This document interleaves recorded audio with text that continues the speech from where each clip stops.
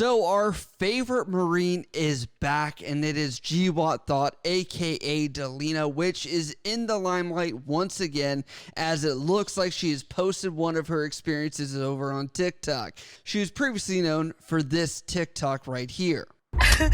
This morning I posted a TikTok about how unfair it is that I've dedicated my life to the military and the Marine Corps and everything that I've done, and that I was able to see my perpetrator in court, and how much sucked that he was being forced out of the military, that he would be getting an honorable discharge. Well, not even 10 minutes ago I just got word that this motherfucker will be getting retained because it went all the way up across the board. Everybody said that they would not retain him. And head honcho, the CG, with all of the proof and a admission to guilt, decided that they will retain him. And this is exactly females in the military themselves. This is exactly why nobody takes us seriously. Yo, what? Now it looks like she's receiving some more viral sensation, as this newest TikTok has 15 million views, and it's over a recent tattoo that she has gotten, and I'll just let her play that right here. I need to know if I'm being dramatic or not. I just left in the middle of getting my tattoo, like in the middle of my appointment. I got up and I paid him and I left. I met this guy at the gym, and he like approached me specifically to, like, because of my tattoos, and he was like, oh, I do tattoos, and he gave me his card and we exchanged information, and then I looked him up and I liked his work, and I had a tattoo that I wanted to get done all over my stomach, like I want to get it blasted. So naturally I come to the thing, and he has me take off my shirt. I have my pasties, so I'm literally just there without a shirt, and then literally just my nipples are covered, and he just starts talking about how unsymmetrical I was. He started calling my boobs tits. But the last straw, I turn around and he goes, oh, I get why I see you in the gym all the time. You got back rolls. Am I crazy?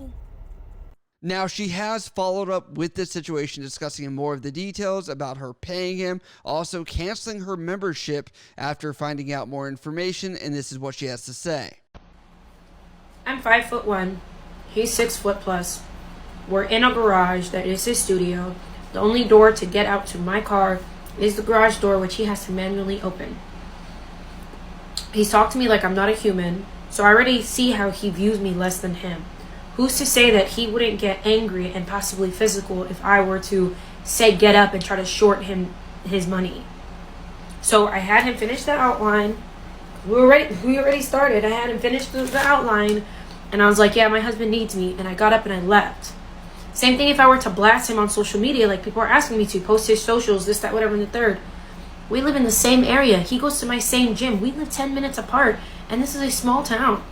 If I'm driving around, he's gonna know it's me because of my pink Jeep. Who's to say he's not angry that everybody's been harassing him on social media and he doesn't come after me or approach me? I blocked him on everything, and I'm still scared he's gonna come see me and say something.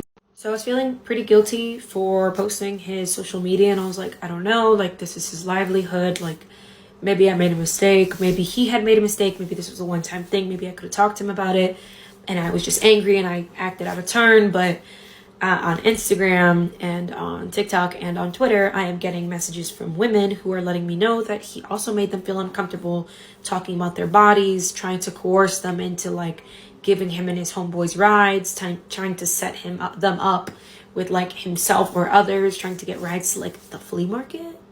And then somebody contacted his old job, and the old job got back to me, or got back to them to let them know, like, oh, this guy also got fired from this establishment because he was making women uncomfortable and had several complaints about him. So I no longer feel bad, and now I'm just happy that he's being held accountable. Does look like she has spoken to several media outlets where she does talk further details of what she experienced that day, where the first instance is here, where it says, I was honestly in shock hearing the comments. He could tell my mood changed almost immediately because he asked, and when I said, to be honest with you, what you've said was extremely offensive. He looked at me like I was crazy. He was shocked. I even said something at all. He brushed me off and told me not to take life too seriously. Also saying, Delina tried to leave by saying she was over it, quotations. He didn't tell me I had had to say and get tattooed, but he became visibly annoyed. I told myself to suck it up and get it over with. I didn't want to start any trouble, but when he started my outline, it was being so rough when wiping away excessive ink. I felt like he was intentionally trying to make me feel smaller. That's when it clicked that I had to go. Please don't shame her for paying him. We all know how unpredictable and dangerous some men can be. She didn't want to risk angering him. Now, it does look like on top of that, she has had some of this artwork fixed up, where she makes a TikTok with a follow-up saying this. She also said, so she pretended like her husband needed her because of an emergency and said, I felt like I had to pay him because I realized that I was in a room alone with this just bigger man who was rude and had no problem disrespecting me. Who to say he wouldn't have become physical if I refused to pay? Men are notorious for hurting women for less. I paid him $200 in total and just ran out after. At the time, it felt like a small fee for my safety, Delina said. Now, let's break this down for a second. Now, Delina, if you guys forget, previously, about a year ago, did have a situation where her character was attacked. Now, with this, she's standing on her moral high ground, and she's saying that essentially she is the trustworthy one in this situation, which obviously this is one perspective. I will hold that true because it does look like the artist has been private on Instagram as well, obviously probably facing backlash as she has 500,000 followers on TikTok, plenty more on Instagram as well, and this guy I think has only a few thousand in defense of him, looking at the size comparison of following, and obviously people will come after him. Now, you can't forget her case back over a year ago.